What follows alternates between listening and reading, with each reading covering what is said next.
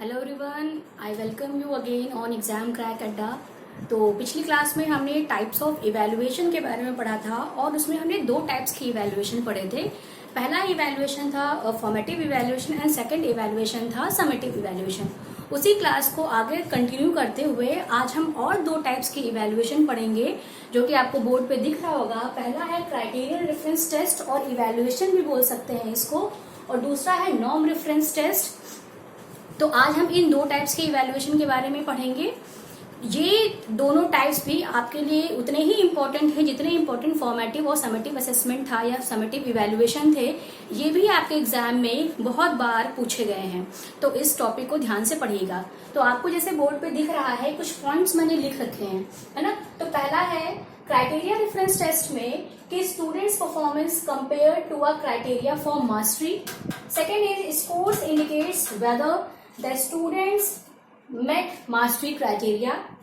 Then to determine each student has achieved skills or concepts.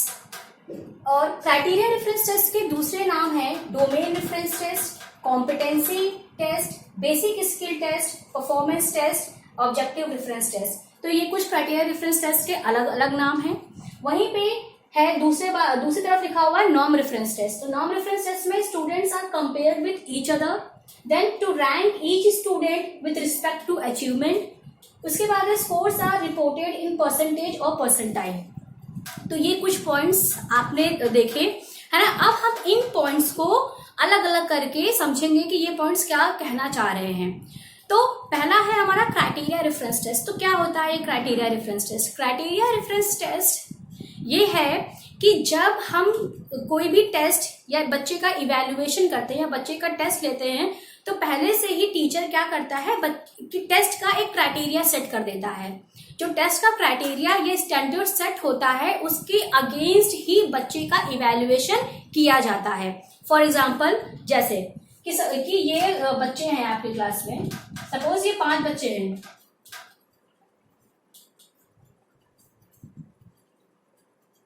है ना।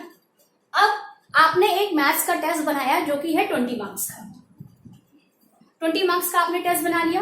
अब इन 20 marks के टेस्ट में आपने क्राइटेरिया सेट कर दिया कि जो बच्चा 10 नंबर लेके आएगा वो पास होगा और जो बच्चा 10 के नीचे नंबर लेके आएगा वो फेल होगा। तो अब क्राइटेरिया रेफरेंस टेस्ट के बेसिस पे जब आपने टेस्ट बनाया तो आपने 10 नंबर का एक क्राइटेरिया, एक स्टैंडर्ड पहले से ही फिक्स कर दिया कि 10 के नीचे जो भी बच्चा स्कोर लेके आएगा वो बच्चा मैथ्स के टेस्ट में फेल होगा। क्लियर? अब देखिए कि सपोज कि ये पहला बच्चा है जिसको मैथ्स में मिले 12 मार्क्स, इस बच्चे को मिले 15 मार्क्स, इस बच्चे को मिले 8 मार्क्स, इस बच्चे को मिले 9 मार्क्स, इस बच्चे को मिले 18 मार्क्स, है ना। तो अब क्या हुआ, हर एक इंडिविजुअल को, हर एक स्टूडेंट को अलग अलग मार्क्स मिले।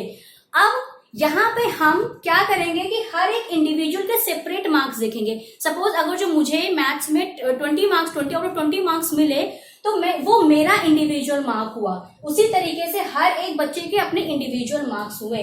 अब हम ये देखेंगे कि जो स्टैंडर्ड हमने सेट किया था उस स्टैंडर्ड के अगेंस्ट में कौन से बच्चे ने कितना स्कोर किया है।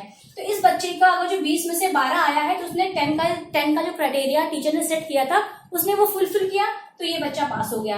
वैसे ही ये 15 वाला पास हो गया। वैसे ही अब 8 वाला क्या है, 8 वाला फेल हो गया, 9 वाला भी फेल हो गया और 18 वाला क्या हो गया, पास हो गया। तो सिंपल सी बात ये है कि क्राइटेरिया रेफरेंस टेस्ट में सिर्फ और सिर्फ हम ये देखते हैं कि जो क्राइटेरिया हमने बनाया है उस क्राइटेरिया के अगेंस्ट बच्चे ने उतने मार्क्स स्कोर किए हैं कि नहीं किए हैं। ये होता है क्राइटेरिया रेफरेंस टेस्ट। यहाँ पे हम सबकी एक स्पेसिफिक मास्टरी देखते हैं कि बच्चे को जो हम चीज सिखाना चाह रहे थे बच्चे ने वो चीज सीखी है कि नहीं सीखी है। जो भी ऑब्जेक्टिव्स हमने बनाए हैं बच्चे ने वो ऑब्जेक्टिव्स फुलफिल किए हैं कि नहीं किए हैं। इसीलिए इसका नाम आपने देखा होगा, इसका दूसरा नाम है objective reference test. Objective reference test इसीलिए कहते हैं क्योंकि हम एज अ टीचर एक ऑब्जेक्टिव पहले से ही फिक्स कर लेता है। जब टीचर ऑब्जेक्टिव फिक्स कर लेता है फिर वो देखता है कि वो ऑब्जेक्टिव फुलफिल हुआ है कि नहीं हुआ है। सिंपल क्राइटेरिया रेफरेंस टेस्ट में हम ये देखते हैं कि बच्चा पास हुआ है कि फेल हुआ है। उसके मार्क्स उसके इंडिविजुअल मार्क्स होते हैं। किसी भी टाइप का कंपैरिजन यहाँ पे स्टूडेंट्स का नहीं किया जाता है। ये होता है आपका क्राइटेरिया रेफरेंस टेस्ट। ठीक है, तो आप जो ये अलग अलग नाम लिखे हुए हैं ना, domain reference test, competency test, basic skill test, ये अलग अलग जो नाम है ये भी आपको याद रखने हैं। ये आपको एग्जाम में बहुत हेल्पफुल करेगा कि सपोज कि डोमेन आ गया, क्राइटेरिया ना लिख के डोमेन आ गया, तब भी आपको पता होगा कि ये क्राइटेरिया रेफरेंस टेस्ट की बात कर रहा है। Is that clear? अब हम आ जाते हैं नॉर्म रेफरेंस टेस्ट पे। ठीक है, अब नॉर्म रेफरेंस टेस्ट में क्या है कि अब क्राइटेरिया रेफरेंस टेस्ट में हम बच्चों का कंपैरिजन नहीं कर रहे थे, बट नॉर्म रेफरेंस टेस्ट में हम क्या करेंगे, बच्चे का कंपैरिजन करेंगे। अब जो मैंने एग्जांपल आपको यहाँ पे बताया था कि आपके क्लास में 5 बच्चे हैं और आपने क्या किया, मैथ्स का टेस्ट बनाया, वो था 20 नंबर का। ठीक है, अब यहाँ पे हम 10 नंबर का क्राइटेरिया फिक्स नहीं करेंगे। ठीक है, अब यहाँ पे भी बच्चे को मिले, यहाँ पे 12 मिले, यहाँ 15 मिले, यहाँ 8 मिले, यहाँ 9 मिले, यहाँ 18 मिले, तो अब क्या करेंगे, क्लासरूम के अंदर हर एक बच्चे का स्कोर आपस में कंपैरिजन करेंगे कि किस बच्चे ने कितना स्कोर पाया और किससे ज्यादा पाया या किससे कम पाया।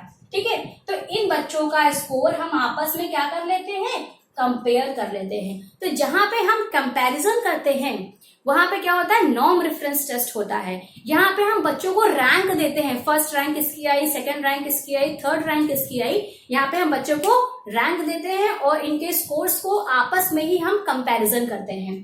ठीक है, अब क्या है कि नॉर्म रेफरेंस टेस्ट में जो भी हम बच्चे को मार्क्स देते हैं वो किसके फॉर्म में होते हैं, परसेंटेज और परसेंटाइल के फॉर्म में हम बच्चे को मार्क्स देते हैं। परसेंटेज और परसेंटाइल आप अपने आप में ही ये डिफाइन करता है कि यहाँ पे क्या किया जा रहा है, स्टूडेंट्स का कंपैरिजन किया जा रहा है आपस में। ठीक है, तो ये नॉर्म रेफरेंस टेस्ट जो होते हैं ये बेसिकली स्टैंडर्डाइज्ड टाइप के टेस्ट होते हैं। क्लियर? और criteria reference test standardised type के टेस्ट नहीं होते हैं। अब जैसे फॉर एग्जांपल मैं लेती हूँ कि जैसे आपका टेट का एग्जाम है और सीटेट का एग्जाम है, ऐसे बहुत सारे और एग्जाम्स होंगे, मैंने यहाँ पे 2 एग्जाम्पल्स लिए। तो टेट का एग्जाम और जो सीटेट का एग्जाम है वहां पे क्राइटेरिया फिक्स है कि आपको 90 मार्क्स लाने हैं, 90 मार्क्स पासिंग है। तो 90 जो मार्क्स है वो क्या हुआ, एक स्टैंडर्ड पहले से ही फिक्स कर दिया गया। अब 90 या 90 के अबव जिन बच्चों का स्कोर आया वो बच्चे क्या हुए, पास हो गए, जो उसके नीचे हुए वो क्या हो गए, फेल हो गए। ठीक, अब नॉर्म रेफरेंस टेस्ट में क्या होता है, यहाँ पे बच्चे का हम करते हैं कंपैरिजन। तो जितनी भी मेरिट होती है ना, जहां जिन एग्जाम्स में मेरिट बनती है उन एग्जाम्स में क्या करते हैं, हम नॉर्म रेफरेंस टेस्ट का इस्तेमाल करते हैं। जैसे आपका नेट का एग्जाम हुआ, तो नेट का एग्जाम क्या है, वहां पे मेरिट बनती है कि ये कट ऑफ आई, उसके बाद क्या कि आपस में बच्चों का कंपैरिजन हुआ है ना, किसका कितना परसेंटाइल आया, तो वो क्या हुआ, आपका नॉर्म रेफरेंस टेस्ट हुआ। और जहां पे सिर्फ एक स्पेसिफिक क्राइटेरिया डिसाइडेड होता है कि आपको इतने ही मार्क्स लाने हैं, ये आपका पासिंग मार्क्स है, यहाँ पे कोई मेरिट नहीं बननी है, वो आपके होते हैं क्राइटेरिया रेफरेंस टेस्ट। तो आई होप आपको क्राइटेरिया रेफरेंस टेस्ट और नॉर्म रेफरेंस टेस्ट आसानी से समझ में आ गया होगा। ये पॉइंट्स आप माइंड में रखिए, आपको एग्जाम में काफी हेल्प करेंगे। ठीक है, थैंक यू क्लास।